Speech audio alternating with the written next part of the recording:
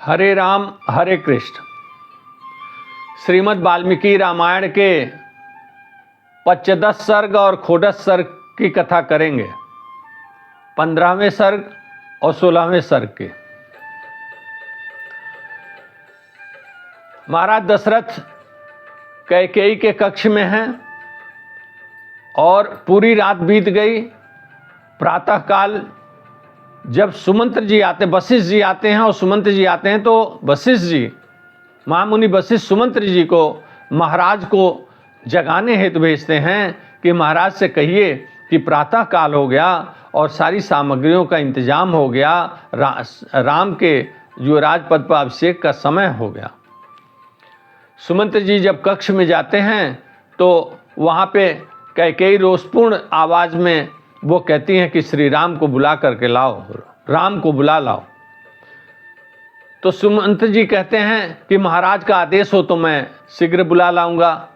तो महाराज दशरथ भी कहते हैं कि हाँ, महाराज दशरथ के मन में यह भाव आता है कि ऐसी परिस्थिति में अब मुझे श्री राम का मुंह जरूर देखना चाहिए, मुझे राम मेरे नज़दीक रहें, ऐसी अवस्था में राम का सानिध्य मेरे पास रहे और मैं उनका मुंह देख सकूं।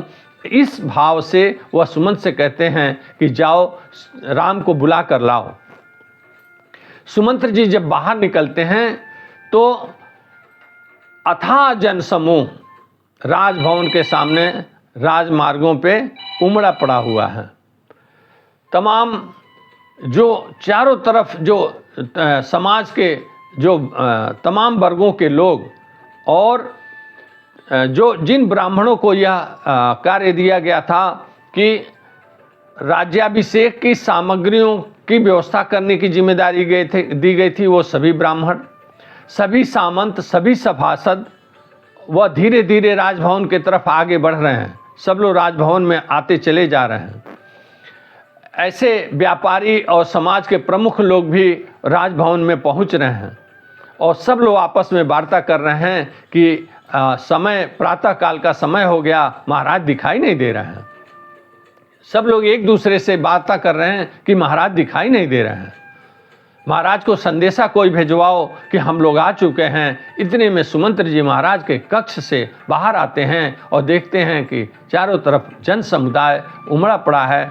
तो वह सबको संबोधित करके सुमंत्र जी कहते हैं कि महाराज ने मुझे राम को बुलाने के लिए आदेश दिया है और मैं जा रहा हूँ श्री राम को लाने के लिए, महाराज का यही आदेश है। लेकिन वहाँ के जन समुदाय का जो दबाव महसूस किया सुमंत्र जी ने, तो सुमंत्र जी पलट करके और एक बार फिर महाराज के कक्ष में जाते हैं कि इस आशय से कि उन्हें बता सकें कि बाहर का जो जन समुदाय और सभी लोग जो एकत्रित हो गए हैं वो महाराज को देखना चाहते हैं और सब लोग यही कह रहे हैं कि महाराज अभी तक जगे क्यों नहीं। तो इस उद्देश्य से वो पुनः महाराज के कक्ष में घुसते हैं तो कहते हैं, वह महाराज की वंदना करते हैं और वंदना स्तुति करते हैं और कहते हैं, एक पर्दा के पीछे खड़े होकर के महाराज की वंदना और स्तुति कर रहे हैं और कहते हैं कि हे महाराज, आप बाहर जन समुदाय सभी लोग एकत्रित हुए चले जा रहे हैं और श्री राम के अभिषेक का समय होने को आ गया है और सब लोग आपको देखना चाहते हैं। तो महाराज आप जागिए और तैयार होकर के और वस्त्र धारण करके और आप लोगों के बीच आइए। महाराज पलट करके सुमंत्र से कहते हैं कि सूत, तुमको तो मैंने राम को बुलाने के लिए कहा था, क्या बात है कि तुमने मेरे इस आदेश की अवहेलना की है? ऐसा क्यों किया तुमने? क्या कौन सी परिस्थिति उत्पन्न हो गई कि तुमने इस मेरे आदेश की अवहेलना की है? सुमंत्र जी ठिठक जाते हैं और पुनः कहते हैं, जी महाराज, मैं जा रहा हूँ, श्री राम को लिवा लाने के लिए जा रहा हूँ। और कहकर कष्ट से बड़े तेजी से बाहर निकलते हैं और आकर के अपने रथ पर विराजमान होकर के राम के भवन के तरफ चल पड़ते हैं।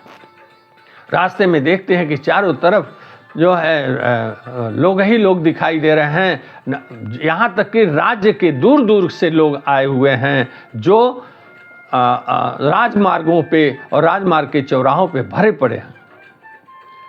उनको भीड़ को चीरते हुए सुमंत जी श्री राम के भवन के निकट पहुंचते हैं। श्री राम का भवन बहुत ही सुंदर और गगनचुंबी था, बहुत विशाल था, बहुत बड़ा था। उसका फाटक बहुत विशाल था। उस फाटक में एक छोटा फाटक लगाया गया था जिससे केवल पैदल मनुष्य आ जा सकें, इस प्रकार का एक फाटक था। उस फाटक को खुलवा करके और सुमंत जी बड़े वेग से वहाँ भवन में प्रवेश करते हैं, राम के भवन में। तो भवन के अंदर बहुत ही विशाल जन समुदाय अंदर पहुंच चुकी है। और यहाँ तक कि महाराज दशरथ के कुछ मंत्री और विशिष्ट लोग भी वहाँ पहुँचे हुए हैं राम की आगवानी के लिए, क्योंकि सबके अंदर उत्साह है। और वहाँ भी यही बातें हो रही हैं, राम के जो राजपद से अभिषेक को लेकर के राजमार्ग पे और राजभवन में जितनी भीड़ थी सब लोग बात कर रहे थे अभिषेक को लेकर के।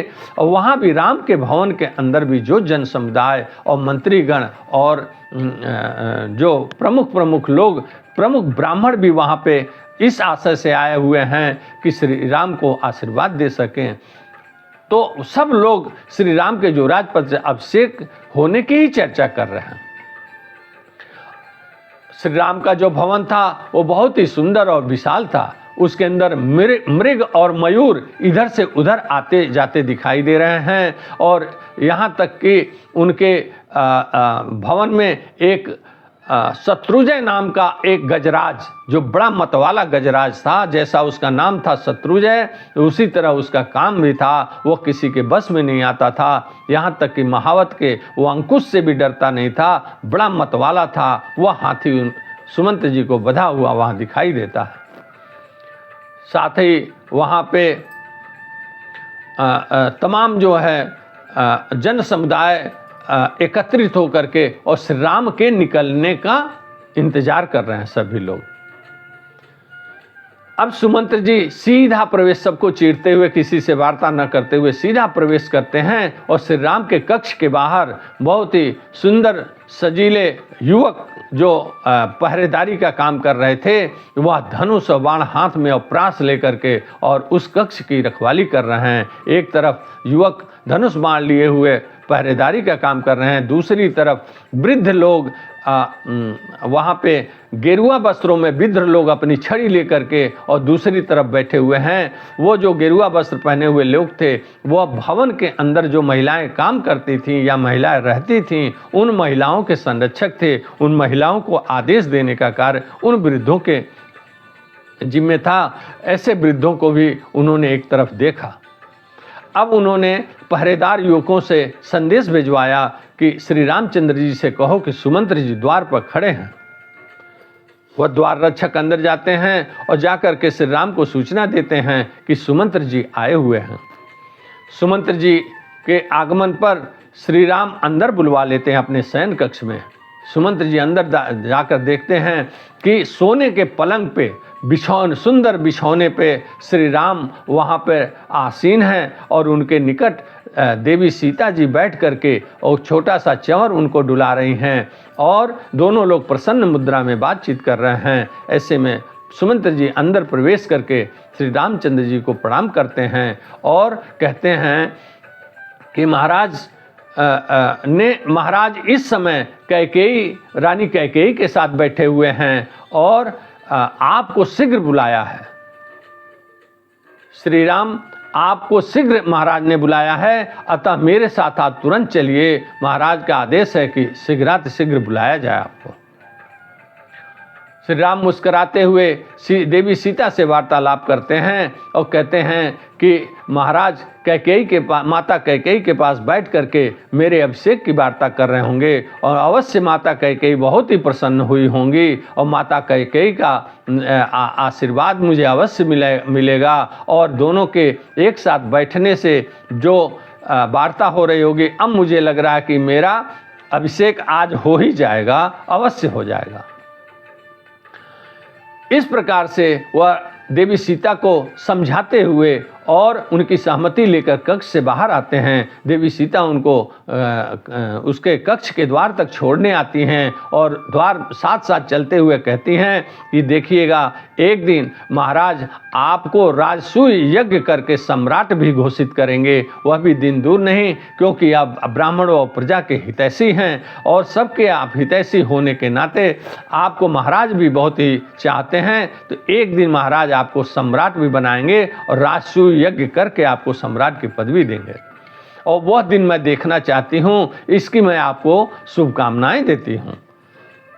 प्रसन्न चित्त मुद्रा में देवी सीता विदा करती हैं श्री राम को, और श्री राम जब कक्ष से बाहर निकलते हैं तो सबसे पहले देखते हैं कि लक्ष्मण वहाँ हाथ जोड़े खड़े हैं। तो लक्ष्मण को साथ लेकर के आगे बढ़ते हैं और मध्य कक्ष में आते हैं। वहाँ जो इनके श्री राम के जो मित्र और सुहृद लोग हैं, जो इनके शुभचिंतक लोग हैं, उनसे मिलते हुए जब वह आगे बढ़ते हैं तो उनका बहुत ही सुंदर सजीला रथ वहाँ पर सामने चमकीले व्याघ्र चर्म से सुसज्जित रथ सामने खड़ा है। उस पर रथ पे आसीन होते हैं और उस पर लक्ष्मण भी उस पर पीछे की ओर चढ़ करके और एक छोटा सा अद्भुत चंवर डुलाते हुए उनकी रक्षा करते हुए और रथ को अब ये आगे बढ़ाते हैं। रथ जब श्री राम अपने भवन से बाहर आते हैं तो चारों तरफ कोलाहल मच जाता है। बंदीजन जय जयकार करने लगते हैं। मागध और सूत उनकी वंदना करने लगते हैं और मागध उनकी बिरदावली गाने लगते हैं, और इस प्रकार से चारों तरफ कोलाहल मच जाता है। और सबके दिमाग में यही बात है, सब लोग यही सोचते हैं कि श्री राम अब अभिषेक के लिए चल पड़े हैं। अतः सब लोग, जो सामंत और जो राजा, जो ब्राह्मण, जो समाज के प्रमुख लोग हाथी घोड़ा लेकर के आए थे, वह लोग भी अपने अपने हाथी और घोड़ों को लेकर के श्री राम के रथ के पीछे पीछे चल पड़ते हैं। भारी भीड़ जन समुदाय राजभवन की तरफ आगे बढ़ता है और श्री राम चारों तरफ सबका अभिवादन स्वीकार करते हुए, और सब लोग श्री राम के राज्याभिषेक में तरह तरह के उपहार देने के लिए वस्तुएं लेकर के पूरे कौशल जनपद से लोग आए हुए हैं, पूरे कौशल राज्य से लोग आए हुए हैं। सबको देखते हुए श्री राम प्रसन्न मुद्रा में सबकी बातें सुनते हुए आगे बढ़ रहे हैं। और यहाँ तक कि राजभवन के दोनों तरफ जो अट्टालिकाएं हैं, उन अट्टालिकाओं के ऊपर जो युवतियाँ और स्त्रियाँ ऊपर से आपस में वार्ता कर रही हैं और स्तुति गान कर रही हैं और कह रही हैं कि श्री राम जिस माता के बेटे हैं वह माता धन्य हुई, और सीता देवी सीता धन्य हैं कि इनके जैसा उनको पति प्राप्त हुआ। और बहुत उन्होंने तप जप किया है, बहुत भगवान की उनके ऊपर कृपा रही है कि इस प्रकार से राम उनको मिले हैं। और वह कहती हैं कि महाराज इनके ऊपर अत्यंत प्रसन्न हैं, ऐसा ही राजा हम लोगों को चाहिए। और यही बात सारी भीड़ जन समुदाय भी कर रही है कि श्री राम को पा करके हम लोग अत्यंत गदगद हुए। श्री राम आगे बढ़ते हैं और वहाँ पर सारी अभिषेक की सामग्री राजभवन में सजाई हुई है। सभी सोने के कलश में गंगा जल, समुद्र का जल और गंगा जमुना के संगम का जल ला करके रखा हुआ है। वहाँ पे मधु, फूल, शहद, दूध, दही सारा कुछ अभिषेक के लिए वहाँ पर रखा गया है।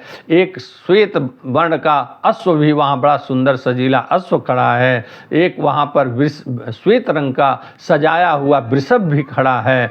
और इस प्रकार से सारे सामग्रियां गूलर के पीढ़े वो भद्रपीठ वहाँ पर सजा सजा के रखे हुए हैं और महाराज दशरथ का सारे लोग इंतजार कर रहे हैं। सबको चीरते हुए श्री राम महाराज दशरथ के कक्ष में प्रवेश कर जाते हैं। आम 15वें और 16वें सर्ग में कथा यहीं समाप्त होती है। अगली कथा हम अगले 17वें सर्ग की करेंगे।